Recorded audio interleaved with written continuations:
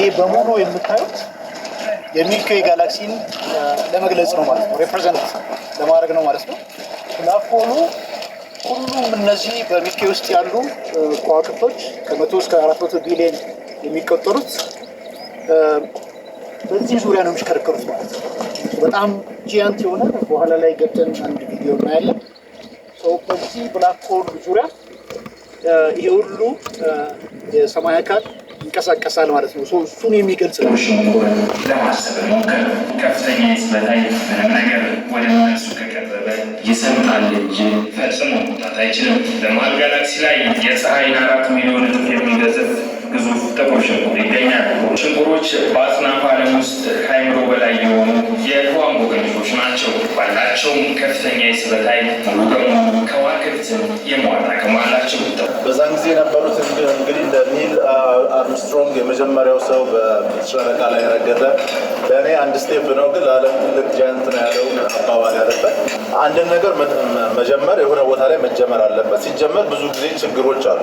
በተለይ በማደግ ላይ ላሉ ሀገሮች እንቅፋት የሚሆነው ነገር ምንም ነገር አልችሉም አይነት ስሜት ዴቨሎፕ እያደረግ እንድንሄድ በተለያየ ተጽዕኖ ይፈጠርብናል። ለማሳጠር ያህል እዚህ ጋር እንደምታዩት ቴማቲክ ማፕ ነው። መሬት ላይ ውሃ አካል አለ፣ ነገር አለ፣ ቮልካኖ ኢራፕት የሚያደርግ አለ፣ ስኩዌክ ሰሴፕት የሆነ ሬጅን አለ። በተመሳሳይ ፀሐይም እንደዚህ። ስለዚህ አብዛኛውን ኳየት ሳለ ይሄ ቦታ አቢቹ ቪው ይባላል። አቢቹ ቪው የተባለ ከዚህ ከወረዳ ሚባል አካባቢ ላይ የተወለደ አንድ አቢቹ የሚባል ወጣት ነበር የተዘፈነለት ማለት ነው። አቢቹ ነጋ ነጋ የተባለው ማለት ነው። ሳቢ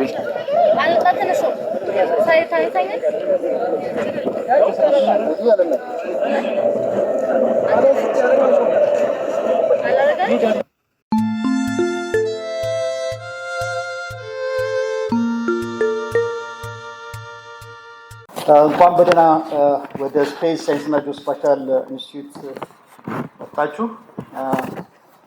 በመካከላችን የጀግናው መከላከያ ሰራዊት የክብር አባል የሆኑት አበበ ቶላና ውብሸት ታዬ ያሉ፣ ስለመጣችሁ በድጋሚ እናመሰግናለን። ዛሬ እንግዲህ በዚህ ማቀርበው መልእክት ምንድነው? አንደኛ የስፔስ ሳይንስና ጂኦስፓሻል ኢንስቲትዩት ምንድነው የሚሰራው? እስካሁንስ ምን ሲሰራ ነበር? ዛሬስ ምን እናያለን? ከዚህ ባሻገር ደግሞ የዕለቱ ቁልፍ መልእክት ብለን እናንተ እንደ ሚዲያ ለህብረተሰቡ ማድረስ የሚገባችሁ ቁልፍ መልእክት ምንድን ነው የሚለውንም ለማቅረብ ሞክራለሁ ማለት ነው። ስፔስ ምንድን ነው ከሚለው እንነሳ። ስፔስ በተለምዶ ከመሬት ከ100 ኪሎ ሜትር በላይ ያለውን ስፍራ የሚሸፍን ነው። እንደዛ ይባል እንጂ ምድርም የስፔስ አካል ነች። ለመርዳት እንዲቀል ነው።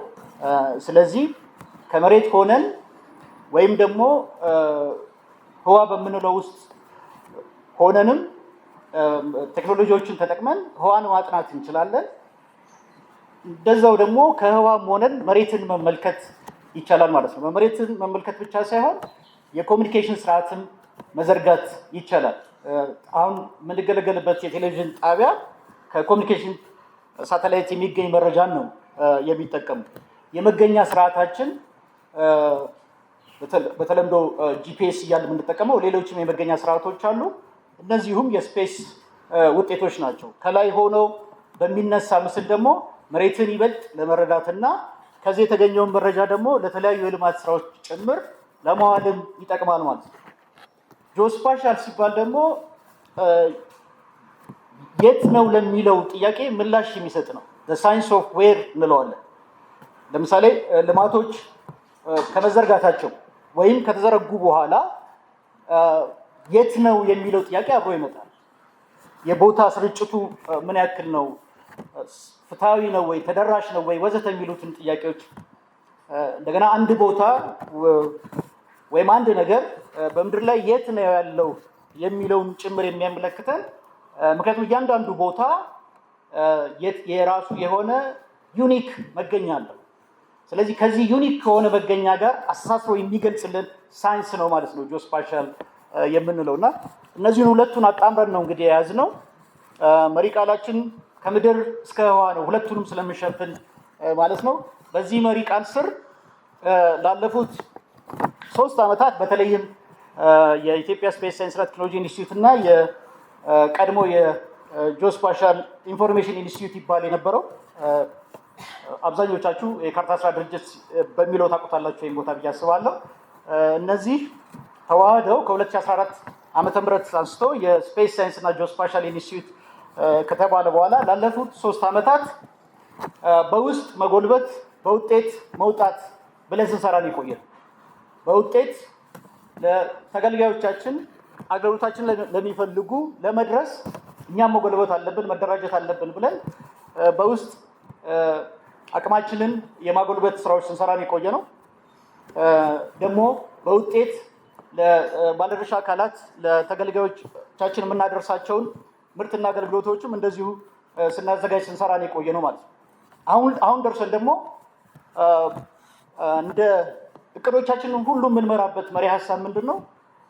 በውስጥ እንጎለብታለን፣ በውጤት እንወጣለን፣ ተፈላጊነታችንን ጨምረን አውራ ተቋም እንፈጥራለን ብለን ነው አጠቃላይ ስራችንን እየመራን ያለ ነው ማለት ነው። ከዚህ አኳያ ለምሳሌ በዋናነት የተሰማራንባቸው ስራዎች አንዱ ተቋማትን በስልጠና ማገዝ ነው። በተለይም ከጂአይኤስ ከሪሞት ሴንሲንግ ከጂኤንኤስኤስ ወዘተ ጋር የተገናኙ አጫጭር ስልጠናዎችን ለተቋማት እንሰጣለን። በዚህ በስፔስ ዘርፍ በተለይም በከፍተኛ ደረጃ የሰለጠነ የሰው ኃይል በገበያ ስለሌለ በእኛ ኮንቴክስት ማለት ነው። ይህንን ለመቅረብ ሲባል ከከፍተኛ ትምህርት ተቋማት ጋር በትብብር የማስተርስ እና የፒኤችዲ ፕሮግራሞች ይሰጣሉ። በአስትሮኖሚ፣ በስፔስ ሳይንስ፣ በጂኦዴሲ፣ በሪሞት ሴንሲንግ እንደዚሁም በኢንጂነሪንግ ዘርፎች በኤሮስፔስ ኢንጂነሪንግ፣ በኤሮኖቲክ ኢንጂነሪንግ እና በስፔስ ኢንጂነሪንግ በማስተርስ እና ፒኤችዲ ፕሮግራሞች ተከፍተው ማለት ነው። ከዚህ ውስጥ አብዛኞቹ ተመርቀው በከፊል የሚሆኑት እኛም ጋር ተቀጥረው እየሰሩ ነው። በሌሎች ተቋማትም ጭምር ገብተው ከሰው ኃይል አንጻር ያለብንን የአቅም ክፍተት እየሞላን ነው ማለት ነው። ሌላው የምርምር ስራዎች እንሰራለን። በአስትሮኖሚ ፊልድ፣ በስፔስ ሳይንስ ቅድም በጠቃቀስኳቸው ፊልዶች በሙሉ የምርምር ስራዎች ይሰራሉ። እነዚህ የምርምር ስራዎች ዓለም አቀፍ ተቀባይነት ባላቸው ጆርናሎች ይታተማሉ። መታተም ብቻ ሳይሆን ደግሞ እነዚህ የምርምር ውጤቶች አንድ ላይ ሲንተሳይዝ ተደርገው ወደ አገልግሎት የሚውሉበትንም ነገር እናመቻቻለን ማለት ነው። በተለይም በዚህ አይነት የእኛ ስራ ሄዶ የልማት አስፈጻሚ ተቋማትን የሚሰጧቸው ውሳኔዎች መረጃ ላይ ሳይንሳዊ የተተነተነ ሳይንሳዊ መረጃ ላይ የተመሰረተ እንዲሆን የሚወጡ ፖሊሲዎች በእነዚህ ላይ የተንተራሱ እንዲሆኑ ማድረግ ስለሆነ ማዕከላትን አደራጅተናል። በኋላ በጉብኝታችን የምናየው ማለት ነው። ለምሳሌ የወተር ሞኒተሪንግ ሴንተር ብለን የውሃ ዘርፉን የምንደግፍበት፣ የደን ስራችንን ደግሞ ለመደገፍ የፎረስት ሞኒተሪንግ ሴንተር፣ የግብርና ስራችንን ለመደገፍ የክሮፕ ሞኒተሪንግ ሴንተር፣ እንደዚሁ የከተማ ልማት ስራዎቻችንን ለመደገፍ የአርበን ሞኒተሪንግ ሴንተር፣ እንደዚሁም የሰስተኔብል ዲቨሎፕመንት ጎል የሚባሉትን የዩኤን 17 የልማት ግቦች ጋር በተያያዘ የእኛ ዘርፍ የትኞቹን ጎሎች ለማሳካት ይረዳል ብለን ለይተን ይህንኑ የሚደግፍ ማዕከል አቋቁመናል። ከዲዛስተር አኳያ በተለይም የተፈጥሮ አደጋዎች፣ ድርቅ፣ ጎርፍ፣ የመሬት መሸራተት፣ የመሬት መንቀጥቀጥ እንደዚሁም እሳት ሊያደርሱ የሚችሉትን ጉዳት አስቀድሞ ለማወቅ እና ለመተንበይ በጥናት የሚያስችል ማዕከል አደራጅተናል። የዲዛስተር ሞኒተሪንግ ሴንተር ማለት ነው። በኋላ በጉብኝታችን እናያለን። የገጠር መሬት ሀብታችንን ማወቅ እና ማስተዳደር የሚያስችሉ መረጃዎች የምንሰጥበት ማዕከልም እንደዚሁ አደራጅተናል። እነዚህን ማዕከላት በኋላ በጉብኝታችን እናያቸዋለን ማለት ነው። የዚህ ሁሉ ጥረታችን ምንድን ነው? የምርምር ውጤቶች ሄደው የልማት አስፈጻሚ ተቋማትን እንዲደግፉ ማስቻል ነው ማለት ነው። የቴክኖሎጂ ልማት ላይ እንሰራለን። ለምሳሌ በዚህ በያዝነው ዓመት የሴሚሲ ማሽኖችን አልምተን ለክልሎች የስራ ዕድል ለመፍጠር ሰጥተናል። ይሄ የቴክኖሎጂ ሽግግር ስራም ነው። ለክልሎች መስጠት ብቻ ሳይሆን በቀጣይ የክልሎችንም አቅም ገንብተን እኛ የተረዳነውን ቴክኖሎጂ እነሱ እዛም ያሉ ወጣቶች ተረድተው ተመሳሳይ ቴክኖሎጂን እንዲያመርቱ እና በስር ሺዎች እነዚህ አይነት ማሽኖች እየወጡ በርካታ የስራ ዕድሎች እንዲፈጠሩም ጭምር እንሰራለን ብለን ይዘናል ማለት ነው። ከሳተላይት ልማት አኳያ እንደሚታወቀው ታህሳስ 2012 የመጀመሪያውን የመሬት ምልከታ ሳተላይት ካመጠቅን በኋላ በአመቱ ደግሞ አነስተኛ መጠን ያላትን የመሬት ምልከታ ሳተላይት ማምጠቃችን ይታወሳል። በዚህ በያዝነው ዓመት ደግሞ ሶስተኛውን የኢትዮጵያ የመሬት ምልከታ ሳተላይት ለማምጠቅ የውል ስምምነት ፈጽመን ስራው ተጀምሯል ማለት ነው። በቀጣዮቹ 18 ወራት ይህንን የማልማት በጋራ የማልማት ስራው ተጠናቆ ወደ አገልግሎት የሚገባበት ይሆናል ማለት ነው። በዋናነት ከመረጃ አቅም አኳያ አንደኛ በአውሮፕላን ላይ የሚገጠሙ ካሜራዎችን በመጠቀም የአየር ላይ ቅየሳ ስራዎችን እንሰራለን፣ መረጃዎችን እንሰበስባለን። የሳተላይትን በመጠቀም መረጃዎች ይሰበስባሉ። እነዚህ ሁሉ ተቀናጅተው ደግሞ እና ተተንትነው ለተለያዩ ባለድርሻ አካላት ተደራሽ እንዲሆኑ ጭምር እናደርጋለን ማለት ነው። እንግዲህ እነዚህን ያነሳናቸውን በኋላ ላይ እናንተ በጉብኝት ታያቸዋላችሁ። እንዲህ ስንል ግን ሀገራችንና ይህንን ታላቅ ህዝብ የሚመጥን ስራ ጨርሰን አከናውናል ማለታችን አይደለም። እዚህ ላይ ሆኜ መናገር የምችለው መደላድሉን ፈጥረናል፣ መስመሩን ይዘናል። ጠንክረን እስከሰራን ድረስ የጊዜ ጉዳይ ነው ብዬ ነው በእርግጠኝነት ማንሳት የምችለው ማለት ነው። እናንተ ደግሞ እንደ ሚዲያ ይህን ብቻ አልነበረ መስራት የነበረባችሁ። እንዲህ ብታረጉ ወይ እንዲህ ቢሆን ይህን እኮ ማሳካት ትችሉ ነበር በሚል አዎንታዊ ግን ደግሞ የሰላ ትችት እንድሰጡን እንፈልጋለን ማለት ነው። ጎሽ ብቻ እንድትሉን አይደለም። ከዚህ ባሻገር የዕለቱ ቁልፍ መልእክት ብዬ የማነሳው እንደ ሀገር ያደሩም ሆነ አዳዲስ ችግሮቻችን መፍቻ አንዱ ቁልፍ የውጭ ህዋና የውስጥ ህዋ አቅሞችን በሚገባ ተረድቶ መጠቀም መቻለው ብለን እንላለን። እኛ እንደ ዘርፍ ማለት ነው። በርካታ ምክንያቶች ሊነሱ ይችላሉ፣ በርካታ ፋክተሮች ሊተነተኑ ይችላሉ ከሌላ ዘርፍ አኳያ። እኛ ግን እንደ ስፔስ ሳይንስ እና ጂኦስፓሻል ኢንስቲትዩት the power of outer space and the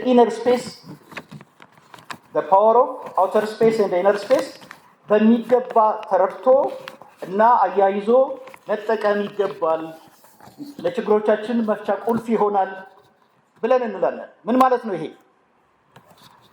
ነገሮች ሁሉ መነሻ ምናብ ነው። የሰው ልጅ የማሰላሰል የማሰብ ነገሮችን በአእምሮ የመሳል አቅም ማለት ነው። የጥበብ ምንጩም እሱ ነው። በህግ የማይገደብ በድንበር የማይታጠር ማለት ነው። ከምናብ ነው ሳይንስ የሚመጣው። ሳይንስ ለምንና እንዴት ለሚሉ ጥያቄዎቻችን ምላሽ የሚሰጥ ነው። አዲስ ነገር አይፈጥርም። በነገራችን ላይ ሳይንስ የነበረውን ነው የሚያውቀው፣ የሆነውን ነው የሚያውቀው፣ የሆነውን ነው የሚገልጸው ማለት ነው። ከዛ ስለ ፈጠራ ስንል ተደጋግሞ ይነሳል። ፈጠራ ቴክኒካዊ ለሆኑ ችግሮቻችን መፍትሄ የምንሰጥበት ነው። ቴክኖሎጂ ደግሞ ከተግባራዊ ልምምድና ከሳይንሳዊ ምርምር የተገኙ እውቀቶችን ደምረን አንድ ምርት ወይም አገልግሎት ለማውጣት የምንጠቀምበት እውቀት ማለት ነው። ኢኖቬሽን ደግሞ ይሄንን አት ኢኮኖሚ ኦፍ ስኬል አምርተን ተጽዕኖ ማምጣት ሲችል ነው ማለት ነው። ስለዚህ እነዚህ አሁን ያነሷቸው ተርሞች በሙሉ የተያያዙ ናቸው። አንዱ ከሌላው ጋር የሚናበብ ነው። መነሻው ግን ምናብ ነው ማለት ነው። ኢማጂኔሽን ነው ማለት ነው። ይሄ ኢማጂኔሽን ደግሞ ከአእምሮ ነው የሚመጣው። ይሄ የዚህ አእምሮ ባለቤት የሆነው ደግሞ የሰው ልጅ ነው። እንግዲህ በምናውቀው እስከዛሬ ባየነው ከፍጥረታት የአኗኗር ዘይቤ የተቀየረ የለም ማለት የአንበሳ አኗኗር አልተቀየረም። የቤት እንስሳት አኗኗራቸው አልተቀየረም። ዛሬ ራይት ተሽከርካሪ አይጠቀሙ ወይ ለሚያድሩበት ቦታ ወይ ለሚጓዙበት ወይ ለሚሰሩበት ነገር የቀየሩት ነገር የለም። ካለ ሊቀርብ ይችላል። ራይት የቀየረው ማን ነው? የሰው ልጅ ነው የቀየረው። እንደዚህ አልነበርም ሲጀመር። ራይት ስለዚህ የሰው ልጅ አእምሮውን ተጠቅሞ የማሰላሰል አቅሙን የማሰብ አቅሙን ተጠቅሞ ነው ችግሮቹን እየፈታ የመጣው። የየትኛውም ሳይንስ እና ቴክኖሎጂ ዓላማ ደግሞ የሰው ልጅ ኑሮ ምቹና የተሻለ ማድረግ ነው። ሌላ ግብ የለውም። የትኛውም አይነት ሳይንስ ሲሆን ሄዶ ዓላማው የሰው ልጅ ኑሮ ምቹና የተሻለ ማድረግ ነው። ይሄን ማድረግ ደግሞ የቻለው የሰው ልጅ ነው ማለት። ስለዚህ የምናብ አቅም፣ የማሰላሰል አቅም፣ ኢነር ስፔስ የምንለው እሱን ነው። ይሄን አቅም በሚገባ ልንረዳው ይገባል። ኢነር ስፔስ የምንለው ማለት ነው። ቀደም ብለን እንዳነሳ ነው ከሀገራችንና ከህዝባችን ጋር ለዘመናት ለዘለቁ ችግሮች አንዱ መፍትሄ የውጭ ህዋና የውስጥ ህዋ አቅሞች በቅጡ መረዳትና መጠቀም መቻል ነው እንላለን። ስለሆነም ይህን ጭብጥ ለኢትዮጵያውያን በተለይም ለወጣቱ ትውልድ ለማስረዳት እንተጋለን። ግን ደግሞ እኛ የቱንም ያክል ብናስረዳ በተለይ ስናስረዳ ብንውል ስንገልጽ ቁጥር ማብዛታችን ስለማይቀር ነገር ይኸው በባህሪው ለሰው ልጅ አእምሮ በቀላሉ ሊረዳውና ለመገመት የሚያዳግት በመሆኑ ብዙ ስናወራ ይበልጥ ልናወሳሰበው እንችላለን።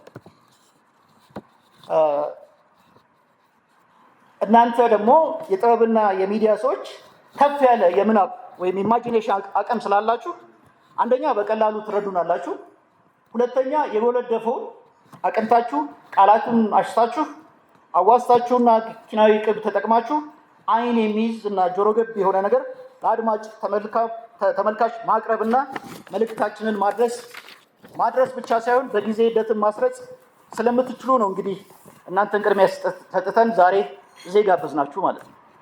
ይህንን እውነታ በማስረዳት ለብዙዎች እንዲጋባ እንዲሰርጽና ባህል እንዲሆን በማድረግ ውስጥ የጥበብና የጥበብ ሰዎች ሚና የሚዲያና የሚዲያ ባለሙያዎች ሚና ምትክ የማይገኝለት ነው።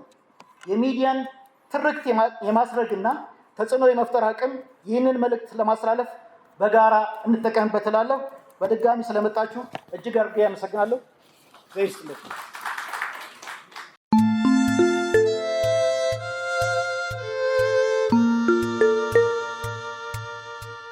በኋላ እያደገ ወደ ኢትዮጵያን ማፒንግ ኤጀንሲ ከፍ አለ። ከዛ በተረፈ ትንሽ ለወጥ የሚያደርገው በ1969 በአሜሪካ የመጀመሪያው አፖሎ 11 ወደ ስፔስ ከመምጠቋ በፊት ብሪፊንግ ሰጥ ነበር። እዛ ላይ ንጉስ ኃይለስላሴ በወቅቱ ከነበረው የናሳ ስፔስ ሴንተር ኬኔዲ ስፔስ ሴንተር ላይ ብሪፍ ሲደረግላቸው ነበሩ። በዛ ወቅትም የራሳቸውን የሆነ መልእክት አስተላልፈዋል። ስፔስን ለሰላም እንድንጠቀምበትም አስታውሰዋል። በዛን ጊዜ የነበሩት እንግዲህ እንደ ኒል አርምስትሮንግ የመጀመሪያው ሰው በጨረቃ ላይ ረገጠ፣ ለእኔ አንድ ስቴፕ ነው ግን ለዓለም ትልቅ ጃያንት ነው ያለው አባባል ያለበት። በዛ ጊዜ ጀምሮ የስፔስ እንቅስቃሴ ላይ ኢትዮጵያ ኢቨን በወቅቱ በነበሩት ንጉስ ተወክላ ሪፕሬዘንቴሽን ነበረን። ከዛም በኋላ በ1960ዎቹ አካባቢ እንደገና በአዲስ አበባ ዩኒቨርሲቲ የጂኦግራፊካል ኦብዘርቫተሪ እና የመጀመሪያው ሶላር ቴሌስኮፕ የተተከለበት ሁኔታ አለ። ከዛም በመቀጠል በአሁኑ ኤርትራ በቀድሞ የኢትዮጵያ ግዛት በነበረው ኤርትራ የቃኘው ሻለቃ የነበረ ለዲፕ ስፔስ የሚሆን ኮሚኒኬሽን በአሜሪካኖች ድጋፍ የነበረ ነው። ይህም እነሱ ሲሄዱ ኦልሞስት ከዛ በኋላ ቆሟል።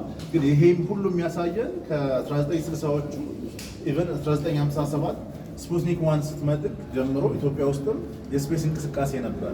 ግን ላለፉት ብዙ ዓመታቶች በዚሁ ፔስ አልሄድንም። የተወሰነ ጊዜ ክፍተት ነበረ። ግን ያንን እንደ አዲስ በማደስ ደግሞ ወደ 2015 አካባቢ ላይ የመጀመሪያውን ቴሌስኮፕ እንጦጦ ኦብዘርቫተሪ ስንተክል ብዙ አቧራ ነበር የተነሳው። በተለይ ከዩኬ ኤድ 300 ሚሊዮን አካባቢ የምታገኝ ኢትዮጵያ ሃው ኦን እርዝ የራሷን የሆነ ወደ 3 ሚሊዮን አካባቢ የሚጠጋ 3 ሚሊዮን ዶላር አካባቢ የሚጠጋ ቴሌስኮፕ እንዴት ሊኖራት ቻለ? ዩኬ ኤዱን ተጠቅመው ነው ሽፍት አድርገው ነው የሚል ትንሽ ኢምባላንስድ የሆነ ዜናዎች ከዴይሊ ሜልም ቀርቦ ነበር። ግን በዚህ እኛ አልቆምንም። አትሊስት ስፔስ ላይ ቅድም አቶ ቢሳ እንዳሉት ስፔስ ላይ ደፍሮ መግባት ለብዙ ነገሮች መሰረት ስለሆነ 2015 እንደዚህ ተብሎ 2016 ላይ ነው የመጀመሪያውን ሳተላይት የተፈራረምነው ከቻይና መንግስት ጋር። ይሄም ሂደት ሄዶ 2019 አስፈላጊውን የሆነ ሪቪዥን ከተካሄደ በኋላ ለሳተላይቷ መምጠቅ ችሏል ማለት ነው። እዚህ ጋር እንደምታዩት ቢሳም ወጣት ነበር።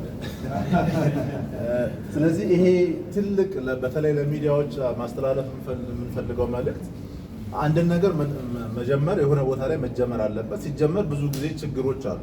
በተለይ በማደግ ላይ ላሉ ሀገሮች እንቅፋት የሚሆኑ ነገር ምንም ነገር አልችሉም አይነት ስሜት ዴቨሎፕ እያደረግ እንድንሄድ በተለያየ ተጽዕኖ ይፈጠርብናል። በተለይ በስፔስ ደግሞ ለእኛ ቅንጡ የሆነ ወይም ደግሞ የህዋውን ትተህ የውሃውን እንደሚባል አባባል በብዙ ሲገለጽ ነበር። ግን አሁን እዚህ ጋር ዛሬ የምናስጎበኛችሁ ጉብኝት ይሄንን ቤዝድ ያደረገ ከዚህ የጀመርነው ምን ያህል ደረሰ የሚለውንም ያሳይ ነው። ስለዚህ ለማናቸውም ችግሮች እጅ ለመስጠትና ደፍረን መሄድን ነው ከዚህ ሌሰን የምናደርገው። ብዙም አልቆየንም። የመጀመሪያውን ሳተላይት 2019 ላይ ላውንች ማድረግ በቅተናል። እዚህ ጋር የምታዩት ሳተላይቷ ሬዲ ሆና ወደ ኦርቢት ከመሄዷ በፊት ለክቡር ጠቅላይ ሚኒስትር ዶክተር አብይ ስትጎበኝ ነው። እንደዚሁም በወቅቱ የነበሩት ሚኒስትሮች እና እንደዚሁ በተለያየ ጊዜ ቻይና ሲሄዱ የጎበኙት ነው። ይሄ የመጀመሪያው ሳተላይት ስፔስ ላይ ስትሄድ በተለያየ ሚዲያዎች የተዘገበው ነው። በጀዚራ በኢትዮጵያ እነዚህ ደግሞ እንጦጦ ላይ የምታስታውሱ ከነበረ በዛ ብርድ ላይ ሰዎቹ በጣም ደስታቸውን የገለጹበትና የመጀመሪያው ስፔስ ጄኔሬሽን ወለደ ብለን የምናስበው 2019 ነው። ከዛ በኋላ አዲሱ የስፔስ ትውልድ መጣ ብለን በየአመቱ ኢትዮጵያ ናሽናል ስፔስ ዴይ ብለን እናከብራለን። ከዛ ጊዜ ጀምሮ ለአሁን ለአራተኛ ለአምስተኛ ጊዜ እያከበርን ያለን። ኦቨርኦል ፎረስት ምንድን ነው ስለሚለው ነገር እንጀምር። በሀገራችን የደን ልማት ዴፊኒሽን መሰረት ፎረስት የሚባለው ነገር ግማሽ ሄክታር ኤሪያ ቦታ በትንሹ ግማሽ ሄክታር ቦታን የሚሸፍንና የዛፉ ቁመት ደግሞ ከ2 ሜትር እና ከዛ በላይ የሆነ ቦታን የሚያካልል የተፈጥሮ አካል ፎረስት የሚለው ካታጎሪ ውስጥ ይገባል። ከዛ በታች ከሆነ ስቲል ፎረስት ነው፣ ግን ፎረስት ካታጎሪ ውስጥ ተቆጥሮ ካውንት አይደረግም። ስለዚህ 3 አይነት ፎረስቶች አሉ። ዴንስ፣ ሞደሬት እና ስፐርስ የሚባሉ ፎረስት አይነቶች አሉ።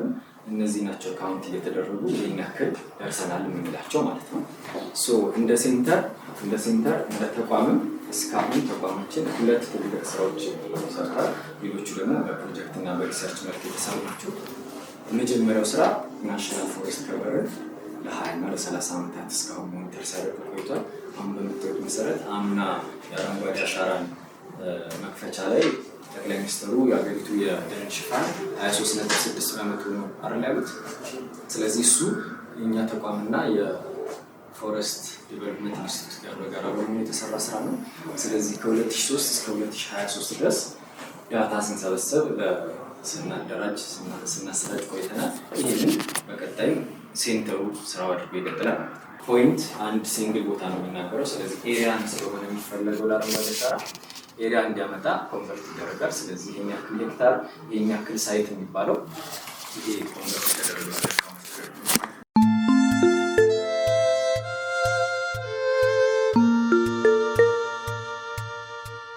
ከባቢ አየር ትንበያ የሚሰጥበት ወደዛ ከፍ የሚልበት ማዕከል ነው።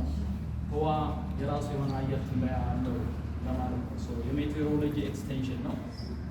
ለሁሉም ሶርስ ለሁሉም ለአየር ትንበያ ምንጭ የሆነችው ፀሐይ ስለሆነች እኛም የምንኖርባት ምድርን ጨምሮ ሌሎች ፕላኔቶች ወይም ከፀሐይ የሚኖራቸውን ሳይዝ ለማመላከት ነው እዚህ ጋር የምታዩት። ስለዚህ ፀሐይ ይህን ያህል ሳይዝ ካላት ፕላኔቶች እንዲዋቸው ታች የተደረደሩት። እዚህ ውስጥ ደግሞ ማትታይ ዶት ሆና ወይም ቅንጣት ሆና የምትታየን መሬት ነች። ስለዚህ ከፀሐይ ሊነሳ የሚችል በጨረርም ሊሆን ይችላል፣ በሌላው በቅንጣቶች በጣም ለሰው ህይወት ጨምሮ በተለይ ክሪቲካል ኢንፍራስትራክቸር ምድር ላይ ያሉ እኛ የምንጠቀምባቸው መሳሪያዎች፣ ቴክኖሎጂ በአጠቃላይ ሊጎዳ የሚችል ስላለ ነው ትንበያ የሚያስፈልገው ወይም ደግሞ መቆጣጠር የሚያስፈልገው። ስለዚህ ወደ ማዕከሉ ወደ መሀል ውስጥ እንግባና ስክሪኖቹ የምታዩዋቸውን አሁናዊ የሆኑ ምስሎች ናቸው። በዚህ በኩል በስተግራ በኩል ያለው ብናይ ከፀሐይ ቀጥታ ከሳተላይቶች ወይም በሳተላይቶች የተቀረጸ የፀሐይ አሁናዊ ምልከታ ነው። የተለያየ ከለር የሚያሳየው የተለያየ እንደ ፊልተር የራዲዬሽን ዩቪ የምንለው አይናችን ማየት የምንችለው ዩቪ ነው። በሌላ ፊልተር ሲደረግ የተለያየ እይታ የፀሐይ እናያለን። ስለዚህ እነዚህም ሞኒተር ወይም መቆጣጠር የሚያስፈልገው ከፀሐይ የተለያዩ በራዲዬሽን መልክ ሊሆን ይችላል። ቅንጣቶቹም ራሱ እንደ ዊንድ በነፋስ መልክ ተነስተው በተለያየ ዳይሬክሽን መሬትን ጨምሮ ስለሚሄድ ወይም ሶላር ዊንድ ስላለ ነው። ለማሳጠር ያህል እዚህ ጋር እንደምታዩት ቴማቲክ ማፕ ነው። መሬት ላይ ውሃ አካል አላት፣ ደረቅ ነገር አለ፣ ቮልካኖ ኢራፕት የሚያደርግ አለ፣ ስኩዌክ ሰሴፕቲቭ የሆነ ሪጅን አለ። በተመሳሳይ ፀሐይም እንደዚህ። ስለዚህ አብዛኛውን ኳየት ሳነች ምንም አክቲቪቲ የሌላት፣ ሌሎቹ ግን የተለያየ የፀሐይን አክቲቪቲ አክቲቭ ሪጅኖች እንላቸዋለን። ከዛ በሶላር ዊንድ ኢራፕት ሊያደርግ የሚችል ፊቸሮች ወይም ካራክተሪስቲኮች ስላሉ ነው እንደዚህ አይነት ቴማቲክ ማፕ የምናሳየው። ጠቆር ብለው ቢታዩት ሳንስፖት እንላቸዋለን። ያ በጣም አክቲቭ ሪጅን ነው። ከዛ ነው በራዲሽን መልክም ወደ መሬትም ሌሎች ፕላኔቶችም በሶላር ዊንድ መልክ ኢራፕት ሊያደርግ የሚችለው። ስለዚህ ኢራፕት አድርጎ ሲመጣ ወደ የፕላኔቶቹ መጀመሪያ ሜርኩሪን ያገኛል፣ ከዛ ቀጥሎ ቪንስ፣ ከዛ እኛ ሶስተኛ እያለ ይሄዳል። ከፀሐይ በራቅን ቁጥር ቴምፕሬቸሩ እየቀነሰ ተጋላጭነታችንን በዛው እየቀነሰ ይሄዳል። እዚህ ጋር በቪዲዮ የምታዩት ከፀሐይ የሚነሳውን ሶላር ዊንድ ወይም ፓርቲክል እንዴት አድርጎ ፕላኔቶችን የከባቢ አየራቸውንና ማግኔቲክ ፊልድ ያላቸው የራሳቸው እንደ መሬት ያሉ የራሳቸው ማግኔቲክ ኃይል አላቸው። ያንን ባይኖር ቀጥታ ራዲሽኑ ታች ድረስ ነው የሚደርሰው። ስለዚህ በሕክምናው ዓለም እንኳን ኤክስራይ ስንነሳ ከአንድ ወይም ከሁለት በላይ እንዳናደርግ ሪኮመንድ የሚደረገው ራዲሽን ሰውነታችን ላይ ገብቶ ካንሰር ሊያስከትል የሚችል ወይም ሴሎቻችን ስለሚገድልብን ነው። ስለዚህ የመጀመሪያ ከፀሐይ ተነስቶ ወደ ፕላኔቶች ሲደርስ መሬት የራሷ ማግኔቲክ ፊልድ ስላላት ከማግኔቲክ ፊልድ ጋር ነው የሚጋጨው። ስለዚህ ያስቀርልናል፣ በአብዛኛው እንደ መከታ ሆኖ ያስቀርልናል። ከዛ ያለፈ ደግሞ አትሞስፌር ይከላከልልናል። ማግኔቲክ ፊልድ የሌላቸው ፕላኔቶች ወይም ለው የሆነ አሁን እዚህ ጋር የሚታየው ሜርኩሪን ነው። ብዙም ከባቢ አየር የላትም። ቀጥታ ከፀሐይ የሚመጣውን ሶላር ዊንድ ታች መሬት ድረስ ያልፋል ማለት ነው። ስለዚህ ህይወትም የለም ማርስ ላይ ማነው ሜርኩሪ ላይ። ቀጥሎ ቪነስም እንደዚሁ መሬት ላይ ስንደርስ ቪነስ ነች። ቀጥሎ የሚመጣውን የመሬትን ታይታላችሁ። ማግኔቲክ ፊልድ ባይኖር ቶታሊ መሬት ድረስ ይደርሳል። ስለዚህ አንደኛ ላይፍ የሚባል አይኖርም። ህይወት ላይ አደጋ ቀጥታ ተጋላጭ እንሆናለን። ቀጥሎ ግን ቴክኖሎጂዎቻችን በሙሉ እዚህ ጋር የምታዩትን ስኬማቲክ እመጣበታለሁ። ግን መሬት ሺልድ የሚያደርገን የሚከላከልን ይህንን ማግኔቲክ ፊልድ ነው። የራሷ የሆነ ዳይፖላር የሆነ ማግኔቲክ ፊልድ አላት። ከፀሐይ የሚመጣውን ማግኔታይዝድ የሆነ ሶላር ዊንድ ኢንተራክት ያደርጋል። ሁለት ማግኔቶች ስናጠጋጋቸው ወይም ይገፋፋሉ ወይም ይሳሳባሉ። ፖላሪቲ ያለው የፀሐይ ከሌሎች የሚመጣ ከመሬት ጋር ተመሳሳይ ከሆነ ኮኔክሽን ይፈጥራል።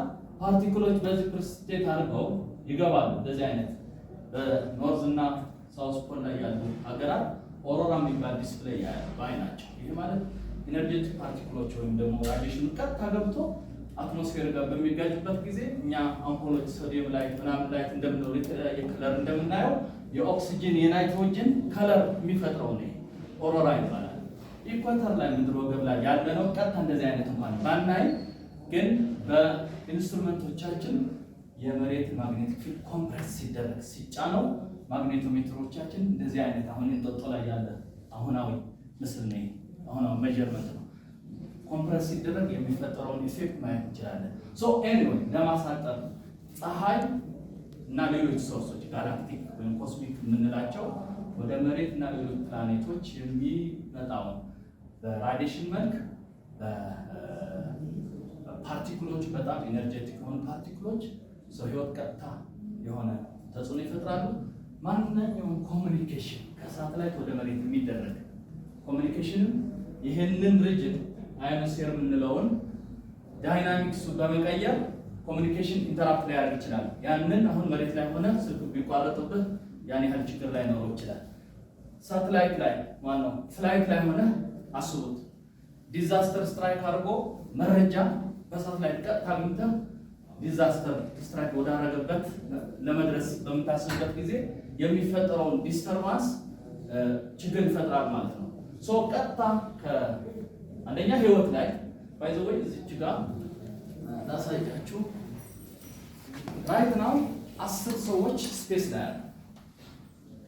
አይኤስኤስ የምትባል ኢንተርናሽናል ስፔስ ስቴሽን አለች። 10ዎቹ የራሻ የራሳቸው ሆኑ ሞጁላር እንትኖች አሏቸው። ሶ ለነዚህ ቀጥታ የሆነ የራዲዬሽን ትንበያ ይነገራቸዋል። ሱት ለብሰው ራሱ በቂ አይደለም። ስፔስ ዌዘር ሀፕን ሲያደርግ ኤክስትራ ፖርሽን ጥንቃቄ እንዲያደርጉ ተጨማሪ መረጃ ይሰጣቸዋል። ስለዚህ የበለጸጉ ሀገራት 10 ራይት ናው እዚህ ጋር እንትናቸውን ማየት ይቻላል። የራሽያ፣ የአሜሪካ፣ የቻይናን በቅርብ ጊዜ ላከቻቸው አሁናዊ የሆነ መረጃ ይፈልጋሉ።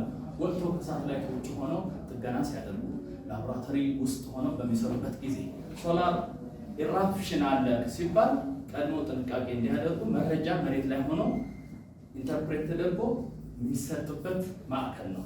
እኛም ወደዛ እየሄድን ስለሆነ ወይም ሳተላይቶቻችንም ራሱ ሴፍቲ መጠበቅ ስላለብን እንደዚህ አይነት መረጃ የሚቀነባበርበት ማዕከል ነው ማለት ነው። ስለዚህ በቀጥተኛ የሆነ ሄልዝ ላይ የሚያደርሰውን ተጽዕኖ ቀድመ መረጃ ከሳተላይት ከሌሎች ምድር ላይ ካሉ ቁሶች ተጠቅመን አቀናብረን መረጃ ለሚመለከተው አካል እንሰጣለን። ፓወር በጣም ሰሴፕቲብል ነው። ኤሌክትሪሲቲ ከጠፋ ሁሉም ነገር አብሮ ነው ዳውን የሚሆነው። እንደዚህ አይነት በጣም ሂውጅ የሆኑ ስቶርሞች ሀፕን አድርገው ሰዓታት ያህል የጠፋባቸው በተለይ ደግሞ እነ ካናዳ፣ ኩቤክ፣ እነ ስዊድን እዚሁም በሳውዝ አፍሪካ ተመሳሳይ ክስተቶች ተከስተዋል። ስለዚህ ሶሉሽኑ ኢንጂነሪንግ ሊሆን ይችላል፣ በኢንጂነሪንግ ወይም ሌሎች ሊሆን ይችላል። ወይም ስቶርም ሀፕን ሲያደርግ ቅድመ ምንድነው ሊሆን የሚችለው ጥንቃቄ አድርጎ ነው የሚባለው። ዝናብ ኃይለኛ ዝናብ ሲዘንብ ወይም ጥላ ይዘህ ትወጣለህ ወይም በቤትህ ትቀመጣለህ። የሜትሮሎጂ ስራ ቀድሞ እንደዚህ አይነት ነገር ሊከሰት እንደሚችል ጥንቃቄ እንድናደርግ ነው ትንበያ የሚሰጠው።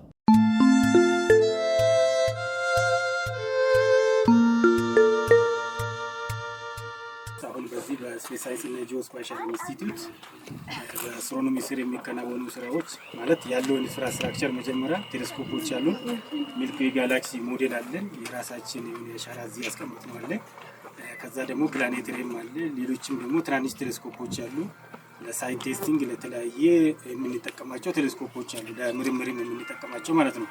ሶ ይሄንን ካልኩት እዚህ ያስቀምጥነው ሚልክዌይ ጋላክሲ ነው። ካለንበት ከዓለም ከተፈጠረበት ከቢግ ባንግ ቲዮሪ እስካሁን ያለበት የተፈጠሩት ጋላክሲዎች አሉ።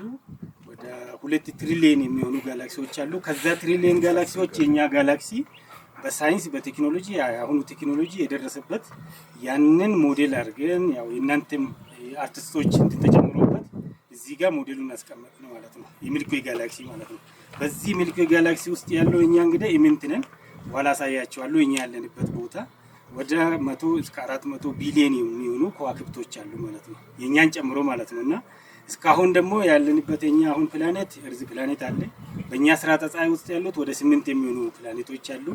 የኛ ደግሞ እኛ ወርቃማ ፕላኔቱን መጠበቅ ስላለብን ወደ ውስጥ ራሳችን መያዝ ስላለብን እሷንም ለማሳየት ለማስተማር የግንዛቤ ማስጨበጫ ስለ ስፔስ ፕሮግራም ስለ አስትሮኖሚ ያን ደግሞ ኢምፖርታንሱ ምንድነው ለህብረተሰቡ ለሶሳይቲ ምን ያመጣል የሚለውን ያን ኖሎጂ ትራንስፈር ላይ የምናደርገውን ለማስተማር ነው እዚህ ጋር ያስቀመጥነው። ይሄንን ካልኩት ደግሞ እንግዲህ ወደ ላይ ወጣ ብለን ያው የምናሳያችሁ ይሆናል። ተጨማሪ እናሳያችሁ እዚህ ጋር ይሄ ነው ሚልክዌይ ጋላክሲ። ይሄኛው ብላክ ሆል ነው። ውስጥ ያለው ብላክ ሆል ነው። እነዚህ ስፓይራል አርም ናቸው። ስፓይራል አርም ማለት ስታሮች የሚፈጠሩበት ማለት ነው። እዚህ ከተፈጠሩ በኋላ ይሄዳሉ። ኢቮሉሽን አላቸው። እዚህ መተለውጥ አለ። ከዚህ በኋላ ሲንቀሳቀሱ እንግዲህ እኛ ያለንበት ከዚህ ከብላክ ሆል መሀል ላይ ያለው ብላክ ሆል ነው። ከብላክ ሆል እዚህ ነው ያለነው። ያው በቁጥር ስንገልጸው ወደ 27 ላይት ብርሃን ዘመን ማለት ነው። 27000 ብርሃን ዘመን ማለት ነው። አንድ ብርሃን ዘመን ማለት 9.4 ቴን ዘ ፓወር ኦፍ 94 ትሪሊየን ማለት ነው። እና ያን ስናስበው እንግዲህ እኛ ያለንበት ነጥብ ነው፣ ፖይንት ነው። እዚህ ውስጥ ያሉት ነው ከ100 እስከ 400 ቢሊዮን ኮከቦች ወይ ስታሮች ያሉት ማለት ነው። ስለዚህ ይሄንን ያው ኢምፖርታንስ እዚህ ያስቀመጥንበት ዋና ኢምፖርታንሱ እንግዲህ አንደኛ ስፔስ ለሰላም ለዲፕሎማሲ እና ተማሪዎችን እዚህ ጋር ደግሞ የግንዛቤ ኖሎጂ ትራንስፈር የምናደርግበት የምናስተምርበት እንደ ማስተማሪያ ለኤጁኬሽናልም አዌርነስ የምንሰጥበት የምንጠቀምበት ማለት ነው። እና ያው ዲያሜትሩ እንደሚታወቀው በብርሃን ዘመን ወደ 100,000 የብርሃን ዘመን ይረዝማል የኛ ጋላክሲ ማለት ነው። የኛ ጋላክሲ ብቻ ነው ቅድም ብያቸዋለሁ ወደ 2 ትሪሊየን የሚሆኑ ከ1 እስከ 2 ትሪሊየን የሚሆኑ ጋላክሲዎች አሉ። የኛ ጎረቤት ደግሞ አንድሮሜዳ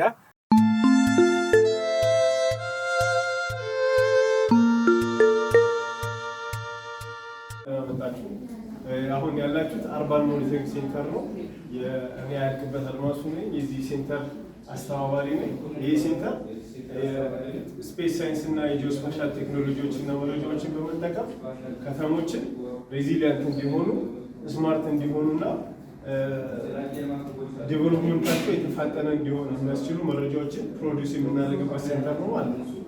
ስለዚህ በ2030 ላይ አፍሪካ ውስጥ አሉ ከሚባሉ አስቻይ ሴንተሮች ተቋሞች ውስጥ አንዱ እንዲሆን አስበን ነው እየሰራን ያለ ነው ማለት ነው። በዋናነት ፎከስ የምናደርግባቸው እነዚህ 4 ኤሪያዎች አሉ።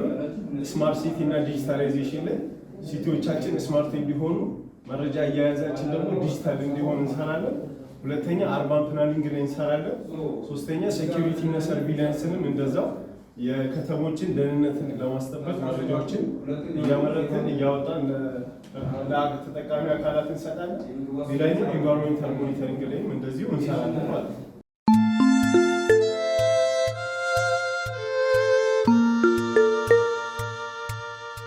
ምስል ያሳየንን ነው ሞዴሉን መሬት ላይ ለማስቀመጥ የሞከርነው።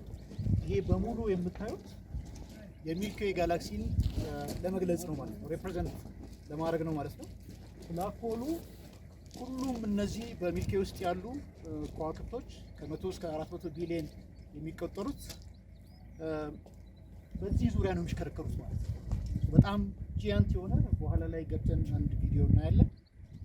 በዚህ ብላክ ሆል ዙሪያ ይሄ ሁሉ የሰማይ አካል ይንቀሳቀሳል ማለት ነው። እሱን የሚገልጽ ነው። በዛ ውስጥ እኛ ያለንበት ስርዓተ ፀሐይ አሁን የምናያት ፀሐይና 8ቱ ፕላኔቶች ማለት ነው የነጥብ ያክል ናቸው ማለት ነው። ቅድም እንዳያችሁ የነጥብ ያክል ነው። ምናልባት እንግለጸው ብንል እዚህ ከዚህ ጋር ካለችዋ እንትን ከዚህ ሁሉ ማለት ነው ከዚህ አይበልጥም እንደማለት ነው።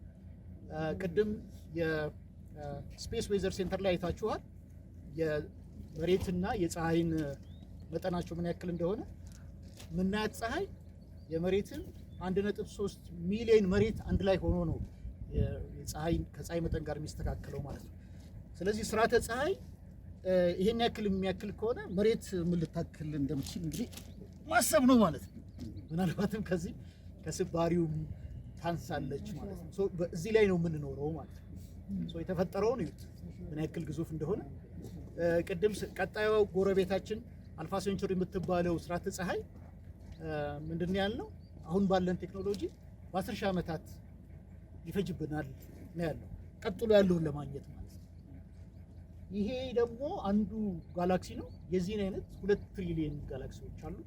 እነዚህ 2 ትሪሊየን ጋላክሲዎች ደግሞ የታወቀው ነው ማለት ነው። የሰው ልጅ የደረሰበት እና ያወቀው ነው። ያላወቅነው ደግሞ አለ ማለት ነው። እንደውም ያልታወቀው ከታወቀው ይበልጣል ማለት እሱ በደንብ መያዝ አለበት።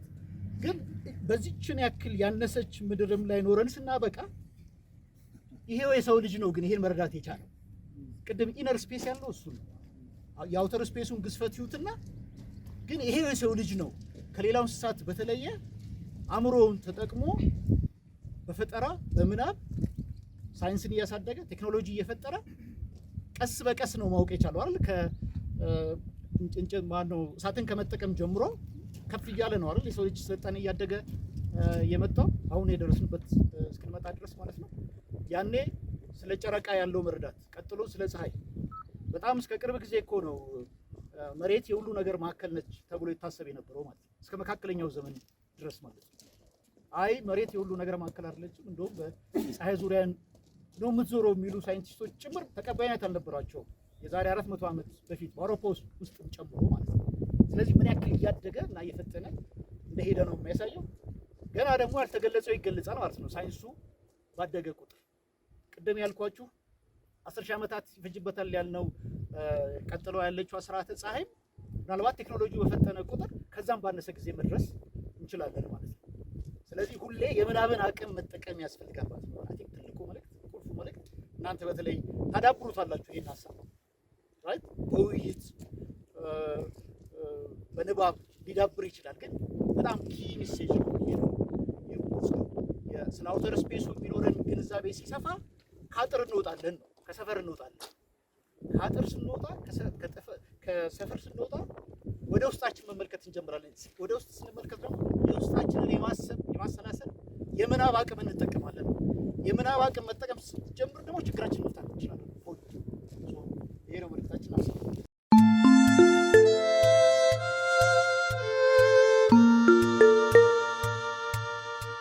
ከዚህ ጋር በተያያዘ አንድ እውነተኛ ታሪክ ንገራችሁ። እዚህ ጋር የምታያቸው እንግዲህ ስዕሎች በሰማይ አካላት ላይ ኦልሬዲ ስያሜ ተሰጥቶላቸዋል። በአንድ ዘመን በኢትዮጵያ ምድር ላይ የሚኖሩ ነገስታት ናቸው። እስቲ አንድ ታሪክ ንገራችሁ። ዘናጅት ተረት በአንድ ዘመን በኢትዮጵያ ምድር ላይ የሚኖሩ ንጉስ ሴፈስ፣ ንግስት ካሶፒያና ልዕልት አንድሮሜዳ ነበሩ። እነዚህ እንግዲህ በኢትዮጵያ ዘመን ላይ በሚኖሩበት ሰዓት ኢትዮጵያ እንግዲህ የባህር ግዛቷ እስከ ባህር ዳርቻ ድረስ ነበረ እንደሚታወቀው በታሪክ ማለት ነው። ንግስት ካሶፒያ በጣም ውብ ነች፣ ቆንጅዬ ነች። አንድሮሜዳ በጣም ውብና ቆንጅዬ ነች። ሁሌ ታዲያ ንግስቲቷ ስለ ውበቷ ታደንቃለች። የራሷን ውበት፣ የልጇን ውበቷን በማድረጓ ባህር ዳርቻ ላይ ይሄዳ ስትዝናና ስለ ውበቷ ሁሌ ታወራለች። እና በባህር ውስጥ የሚኖሩ ደግሞ የባህር እንስሳቶች አሉ። ግማሽ አካላቸው ሰው፣ ግማሽ አካላቸው አሳ ነባሪ ማለት ነው። እና ንግስቷ ሁሌ ስለ ውበቷ ስታደንቅ ባህር ውስጥ ያሉ ፍጡራኖች በጣም ይቀናሉ። ለምንድን ነው የራሷን ውበት ብቻ እንደ ውበት የምታደንቀው? የእኛስ ፍጡራኖች ውበታችን ለምንድን ነው የማታደንቅልን ይላሉ።